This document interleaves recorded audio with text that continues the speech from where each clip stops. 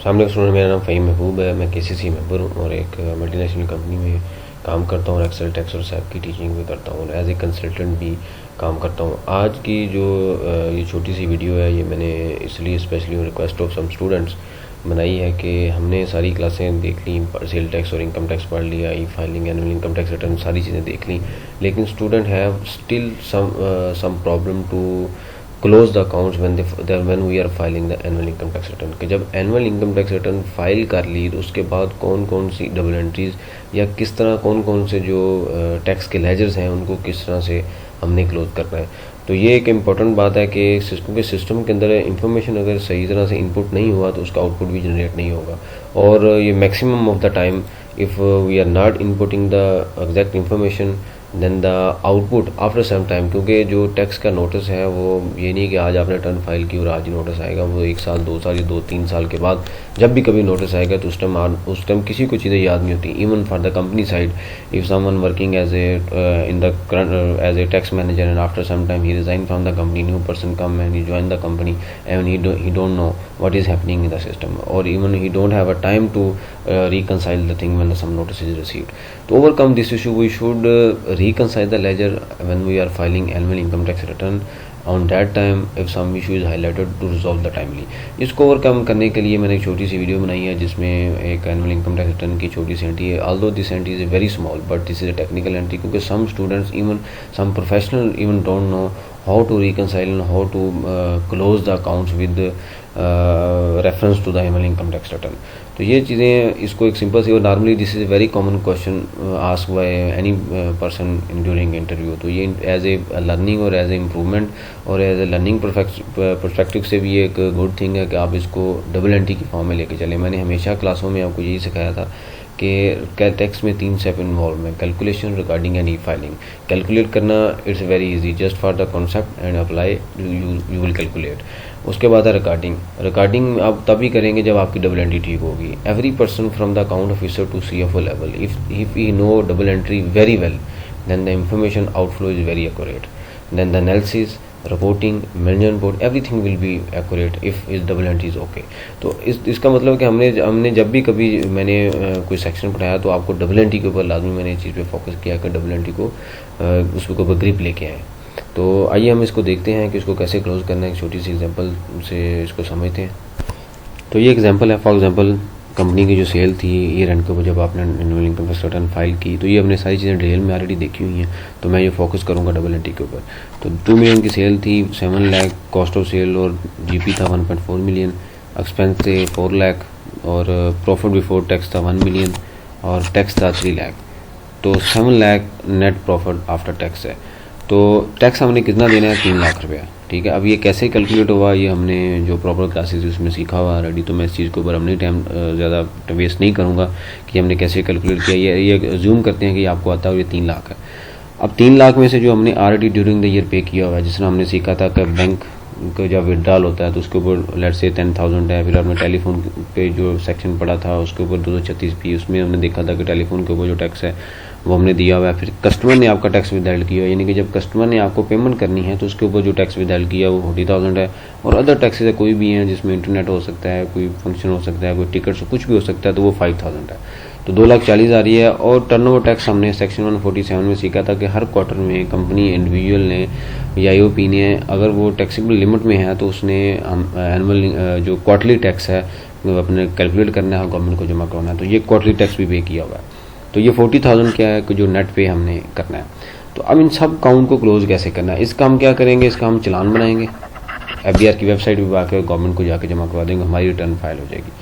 अब इन काउंट्स को क्लोज कैसे करना है, दिस इज़ वेरी इंपॉर्टेंट। करना, ड्रा करना और काउंट्स होकर रिटर्न को और सिस्टम को मैच करना, दिस इज़ वेरी इंपॉर्टेंट कि आपकी रिटर्न और सिस्टम हमेशा रिकंसाइल लें कि जब भी कभी नोटिस आए तो आप उसको भी काम करने की ज़रूरत ना हो। आप जिस लेजर के प्रिंट निकालें और उनको दे दें कि ये हमारी रिटर्न थी और ये हमारे अकाउंट बैलेंस चाह रहे हैं as per the balance sheet. तो इसको हम डबल एंट्री कैसे करें? सबसे पहले ये जो एंट्री है, सबसे पहले आपने ये रखना है कि इन सबको आपने भूलना है। सबसे पहले आपने इनकम टैक्स पेबल जो है उसको बुक करना है। तो सबसे पहले क्या होगा कि मैं इसको क्या कहता हूँ, डेबिट बिजनेस टैक्सेस या इनकम टैक्स 3 लाख से क्रेडिट कर दूंगा इनकम टैक्स पेबल, यानी कि मैंने एक पेबल, उसको पहले पेबल स्टैंड करवाया कि मेरा ये पेबल है। उसके बाद मैं देखूंगा कि कौन कौन से टैक्स मैंने पे किए हुए हैं। तो ये तो होगी एक एंट्री।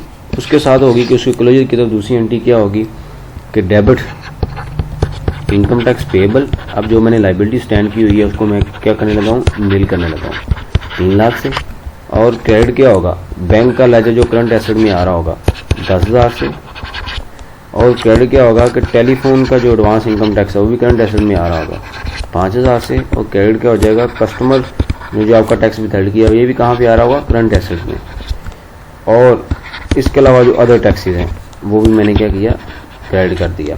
अब क्रेडिट आ रहा होगा एडवांस टैक्स टर्नओवर, ये भी उसमें आ रहा होगा करंट एसेट्स में 2 लाख से, ठीक है। और क्रेडिट मैं कर दूंगा बैंक 40,000 से, ठीक है। इसका मतलब ये हुआ कि जब भी हमने रिटर्न फाइल करनी है, आपका ये अकाउंट, जितने तरह के अकाउंट्स आपके एडवांस टैक्सेस में, हमने सारी चीज़ें मैंने आपको सिखाई थी कि जितनी तरह की चीज़ें एडवांस टैक्सेस में, क्योंकि this is very important to differentiate the things between current liability and current asset, कि कौन सी चीज़ करंट एसेट में जानी चाहिए, कौन सी चीज़ करंट लाइबिलिटी में जानी चाहिए। मैंने आपको जब सेल टैक्स बढ़ाया था तो वहाँ पर भी सिखाया था कि रिफंडेबल का अकाउंट डिफरेंट होना चाहिए, सेल टैक्स पेबल का अकाउंट डिफरेंट होना चाहिए, क्योंकि एक इनपुट के ऊपर है, एक आउटपुट के ऊपर है।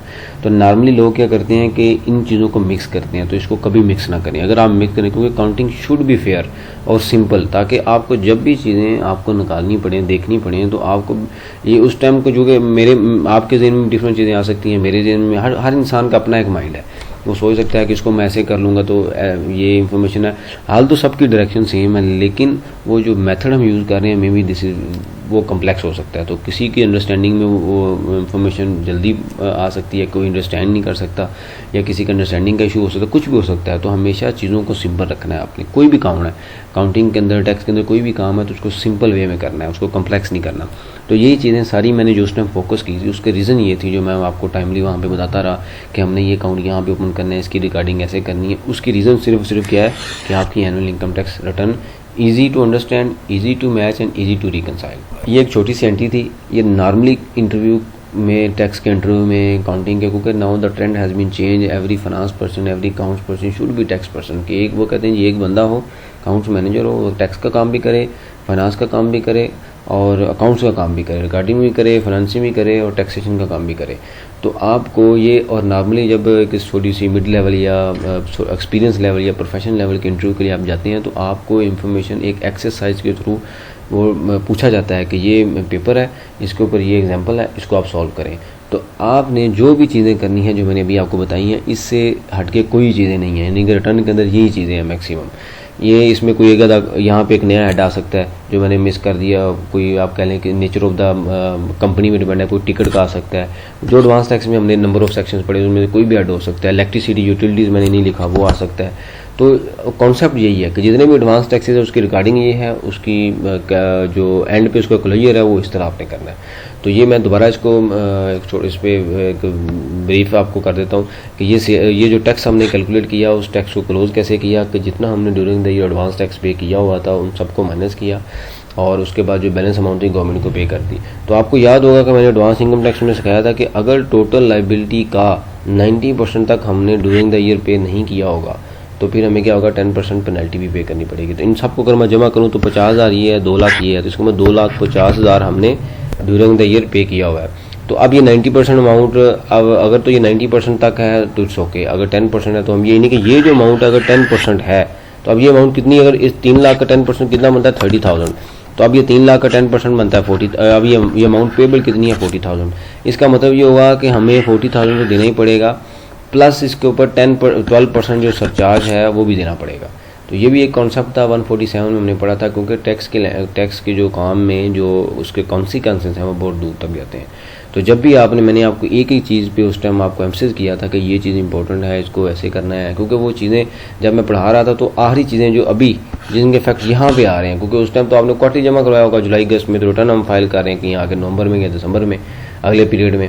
तो एक साल के बाद पिछले साल की रिटर्न हम फाइल कर रहे हैं, तो तब तक आके आपका टाइम लैप्स हो चुका होता है, तो तब तक पेनल्टी भी क्रिएट हो चुकी होती है। तो अगर आपने इन्फॉर्मेशन वहाँ पे टाइमली कैलकुलेट की, टाइमली पुट की, टाइमली एनालाइज की और टाइमली उसको डिपॉजिट करवाया, तो अगर ये अमाउंट इक्वल टू 10% है या उससे कम है तो this is acceptable, otherwise we should pay some penalty with the in the form of default surcharge, which is Kybor plus 3 premium or 12%. Even in the recent budget this percent have been changed by 12%. ठीक है, तो ये सारी चीज़ें बड़ी important हैं, इसको review करें। कोई क्वेश्चन हो तो आप मेरे से डिस्कस कर सकते हैं, मेरा नंबर वहाँ पे मेंशन है।